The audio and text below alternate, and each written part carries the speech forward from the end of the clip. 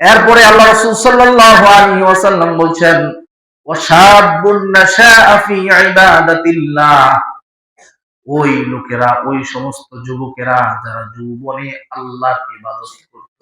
সুবহানাল্লাহ। এখন তো আমরা যুবক বয়সে আল্লাহ তাআলার ইবাদত করতে চাই না, যৌবন বয়সে নামাজ পড়তে চাই না, যৌবন বয়সে হজ করতে চাই না। আমরা বাংলাদেশের যারা মুসলমান আছি, হজের জন্য যখন 50, 55, 60 বছর পার হয়ে যায় তখন আমরা হজে যাই। যুবক বয়সে হজ করতে যায় আমাদের দেশে খুব কম, ঠিক না? এরপরে দেখবেন যখন বয়স হয়ে যায় 50 বছর প্লাস, 55, 60 বছর হয়ে যায়, তখন আমরা দাড়ি রেখে হজ করে এরপরে দেখেন যে পাক্কা মুসল্লি, পাক্কা নামাজি। কিন্তু আল্লাহ পাক রব্বুল আলামিন বলছেন, আমি যুবকদের ইবাদত আমার কাছে বেশি গ্রহণযোগ্য। যখন 60 বছর পার হয়ে যায় তখন তো বাংলাদেশের সরকার একজনকে চাকরিতেও রাখে না। এর কারণ কি? এর কারণ হচ্ছে 60 বছর পার হওয়ার পরে মানুষের মেধা শক্তি, স্মৃতিশক্তি আস্তে আস্তে কমতে থাকে। নামাজে দাঁড়ানোর পরে 2 রাকাত পড়লাম না 4 রাকাত পড়লাম, হুঁশ নাই। কোন জায়গায় কোন কথা বলা লাগে, কার সাথে কিভাবে কথা বলা লাগে, সেন্স নাই। হয় না এরকম? মুরব্বীরা এরকম করে কি করে না? করে। তো এই জন্য যৌবনের ইবাদত আল্লাহ তাআলার কাছে অনেক প্রিয়। একদিন আল্লাহ রাসূল সাল্লাল্লাহু আলাইহি ওয়াসাল্লামের কাছে জিবরাইল আলাইহিস সালাম আসলেন। আল্লাহ রাসূলকে সালাম দিলেন, সালাম বিনিময় হলো। হওয়ার পরে আল্লাহ রাসূল সাল্লাল্লাহু আলাইহি ওয়াসাল্লাম জিবরাইলকে বলছেন, জিবরাইল, তুমি আজকে আমার কাছে এসেছো, তুমি আমাকে কোনো প্রশ্ন করতে পারবে না। আজকে আমি প্রশ্ন করব, তুমি উত্তর দিবা। আল্লাহ রাসূল সাল্লাল্লাহু আলাইহি ওয়াসাল্লাম জিবরাইল আলাইহিস সালামকে প্রশ্ন করলেন, জিবরাইল, আল্লাহ পাক রব্বুল আলামিন তোমাকে যে দৃষ্টি শক্তি দিয়েছেন, তোমাকে যে দেখার যে শক্তি দিয়েছে, এই শক্তির ক্ষমতা কত বেশি, তুমি আমাকে এটা বলো। জিবরাইল আলাইহিস সালাম বললেন, রব্বুল আলামিন আল্লাহ রাসূলকে বললেন, জিবরাইল আলাইহিস সালাম, ইয়া রাসূলুল্লাহ, আল্লাহ পাক রব্বুল আলামিন আমাকে এত বেশি দৃষ্টি শক্তি দিয়েছেন, এত প্রখর দৃষ্টি শক্তি দিয়েছেন।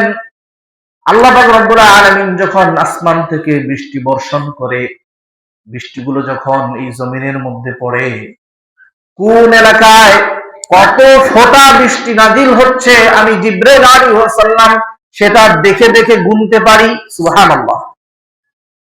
আমি দেখে দেখে গুনতে পারি কোন এলাকায় কত বেশি কেমন বৃষ্টি হয়, আমি প্রত্যেকটা বৃষ্টির হিসাব দিতে পারি।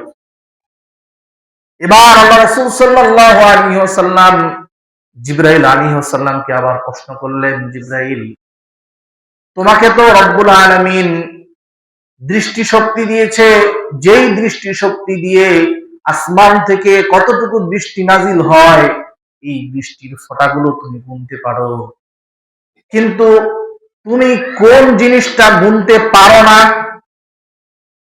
পরের প্রশ্ন হচ্ছে, তুমি কোন জিনিসটা গুনতে পারো না? এবার জিবরাইল আলাইহিস সালাম বললেন, রব্বুল আলামিন, ইয়া রাসূলুল্লাহ, আল্লাহ পাক রব্বুল আলামিন আমাকে বৃষ্টির ফোঁটাগুলো গুনার মতো ক্ষমতা দিয়েছেন, এমন প্রখর দৃষ্টি শক্তি দিয়েছেন, এটা সত্য। কিন্তু আমি এমন একটা জিনিস গুনতে পারি না, সেটা হচ্ছে আপনার উম্মতের মধ্যে যেই সমস্ত যুবক বান্দা আল্লাহ তাআলার ইবাদত করে, কোন যুবক যদি মাথায় টুপি দিয়ে মসজিদে এসে আল্লাহ তাআলাকে সিজদা দেয়, ওই একটা সিজদার কারণে আল্লাহ পাক রব্বুল আলামিন ওই যুবককে এত বেশি সওয়াব দেয়, এত বেশি নেকি দেয়, আমি জিবরাইলও তার নেকিগুলো গুনে শেষ করতে পারি না। সুবহানাল্লাহ।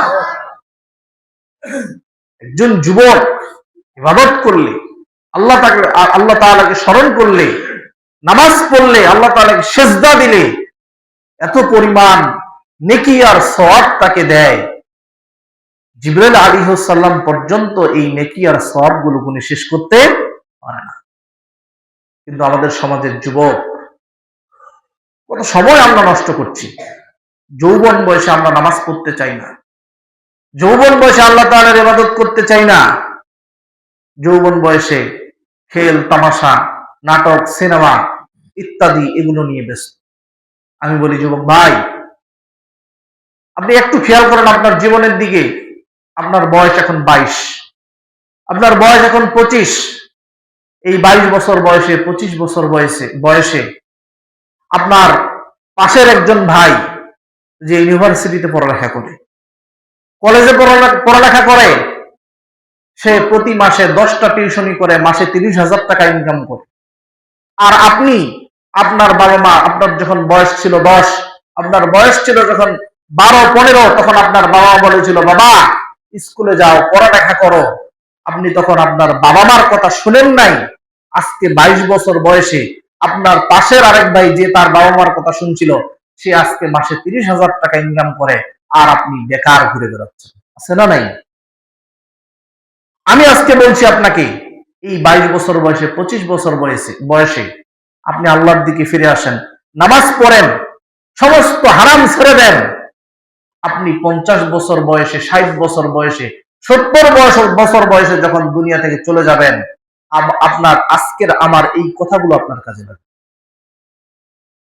এখনো সময় আছে, আপনি আপনার রবের দিকে ফিরে আসেন। আপনি 5 ওয়াক্ত সালাত আদায় করা শুরু করেন। আপনি সমস্ত হারাম কাজ ছেড়ে দেন। আপনি অসংখ্য অগণিত সময় হেলায় খেলায়, অযথায় খেলার মাঠে, দোকানের সামনে বসে গুনাহ করে আপনি সময়টাকে নষ্ট করছেন। আল্লাহ পাক রব্বুল আলামিন কিয়ামতের ময়দানে আদম সন্তানদেরকে 5টা প্রশ্নের উত্তর না দেওয়া পর্যন্ত আদম সন্তানরা এক পা সামনের দিকে এগোতে পারবে না। তার মধ্যে 1 নাম্বার হচ্ছে আপনার জীবন আপনি কোন কাজে ব্যয় করেছেন। 2 নাম্বার, আপনার যৌবন আপনি কি কাজে ব্যয় করেছেন। যৌবনে আল্লাহর ইবাদত করেছেন নাকি করেন নাই। 3 নাম্বার, সম্পদ আপনি কিভাবে অর্জন করেছেন। 4 নাম্বার, এই সম্পদ আপনি কোন কাজে ব্যয় করেছেন। 5 নাম্বার, আপনাকে যে আল্লাহ পাক রব্বুল আলামিন ইলম দিয়েছে, জ্ঞান দিয়েছে, আপনি এই ইলমের উপর, জ্ঞানের উপর কতটুকু আমল করেছেন। সেদিন আদম সন্তান এই 5টা প্রশ্নের উত্তর না দেওয়া পর্যন্ত এক পা সামনের দিকে এগোতে পারবে না। তাহলে এই 5টা প্রশ্ন, আপনার জীবন আপনি কি কাজে ব্যয় করছেন। যৌবন, এই যৌবনটা আল্লাহর ইবাদতে কতটুকু ব্যয় করেছেন। আমরা আজকে বেখেয়াল। আমরা সম্পদ অর্জন করছি কিভাবে, সম্পদ ব্যয় করছি কিভাবে, আমাদের কোনো খেয়াল নেই, আমাদের কোনো হুঁশ নাই।